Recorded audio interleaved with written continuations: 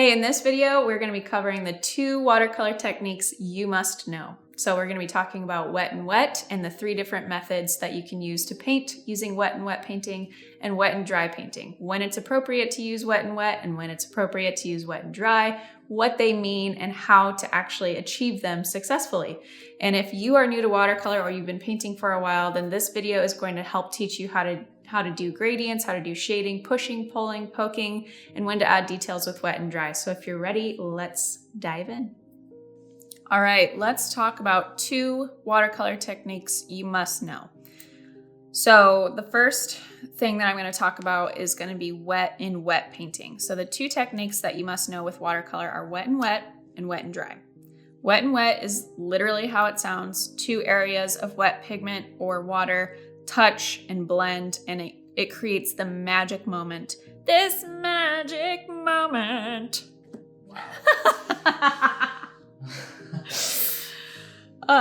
That's the magic with watercolor is wet and wet painting. It's the best. I love it. But there is a time and place for wet and dry. I love wet and dry too. It's for more layers, for adding, pigment on top of dried pigment. So wet pigment on top of dry pigment.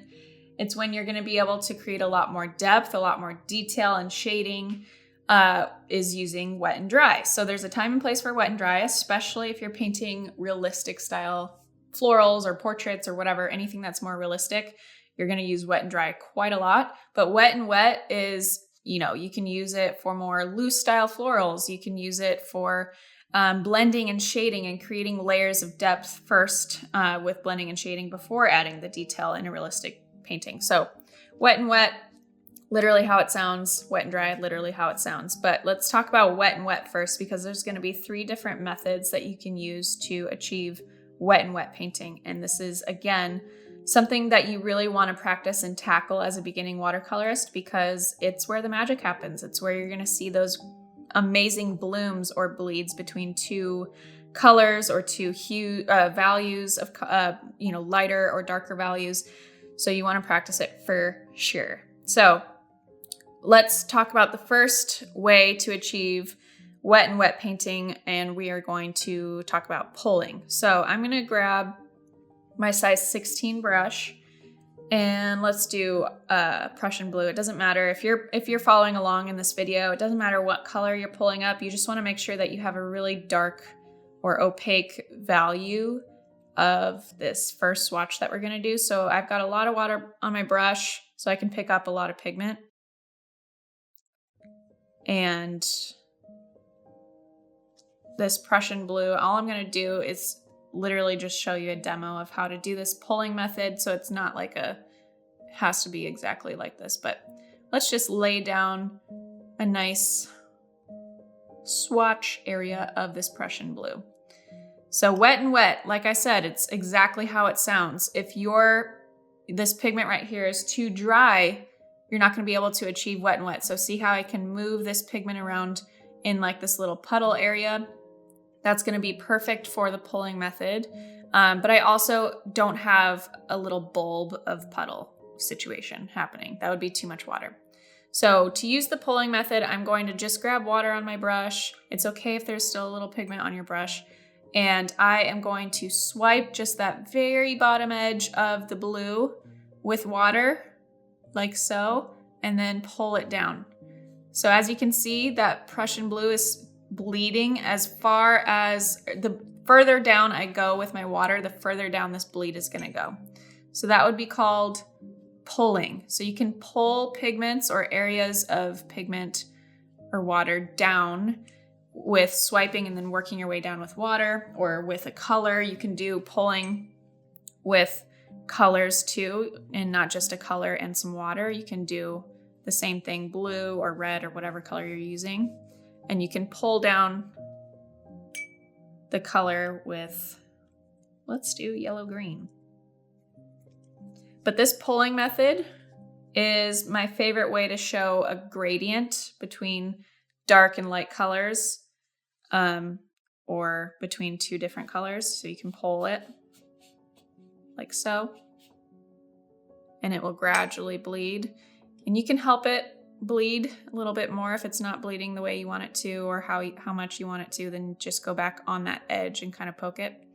Same thing over here. If you want it to bleed a little bit more, just kind of do that. So pulling, pushing would be the next way of using wet and wet. It's literally the same, but opposite. So we're gonna push two colors or a dark and a light color into each other. So let's say we have this swatch area here. Maybe it's a petal or a shape of some sort. And next I am going to push Opera Rose into my Prussian blue. Create a slightly different experience of these blends, but you want to make sure you just barely touch the edge so that it does the mixing for you. And again, if you want it to blend a little bit more, we can just kind of scoop that in there. But these areas where you see some shading or gradual blending, those are called blooms. So those blooms, depending on if there's too much water, like right here is gonna dry kind of weird, so I'm gonna soak that up. If there's too much water, that water is gonna act like a wall and it's gonna block the blending from happening. So you wanna make sure that you're not using too much water when you're painting with wet and wet. Obviously, we need water for this magic moment to happen, but just keep in mind that it's a balance between not enough water and too much water. And you always want to make sure you kind of dab or soak up the excess water on your paper towel or swipe it off on the edge of your cup. So pulling, pushing, and then the next one that I'm going to show you is poking.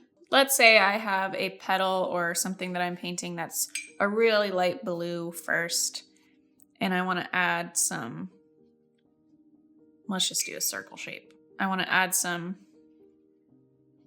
dots to it or darker color to it. This is where some really fun magic happens. Maybe you're painting a night sky or you're painting ocean. This is manganese blue, and I'm just gonna poke it on this area of wet, either pigment or just water. So you can do this to add texture or ripples to water. It's a fun way to create water effect. Or to sit on a color and add more on top of it, like so. But it creates a fun, and the more you sit on the same spot, the more it's gonna burst open, or the bigger it's gonna be. And right here, I have some water kind of pooling, so this burst didn't happen as big as these ones because the water is too puddly, it's acting like a wall. So up here, it's gonna do more than the areas that are puddles. So you can use poking for a spotted effect on an animal, like maybe a cheetah. Obviously, this is a funky colored cheetah moment. Good to use in water or to darken certain colors. Fun effects with wet and wet painting.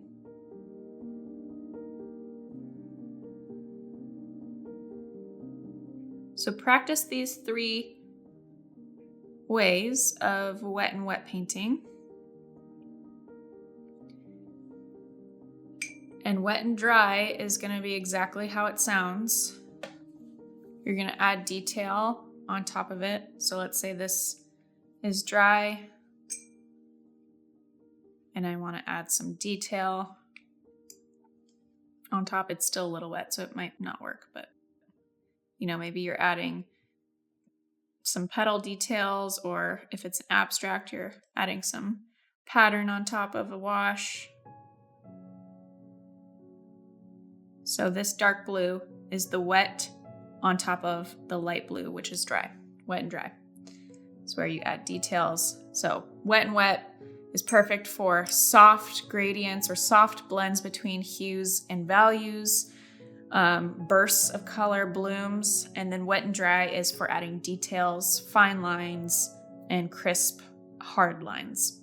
I hope you enjoyed this video. That was just one part of our complete beginner's guide to watercolor, so make sure you go check out that master video. It's got all the goods in it. And as always, I hope you enjoyed this video, and I'll see you in the next tutorial.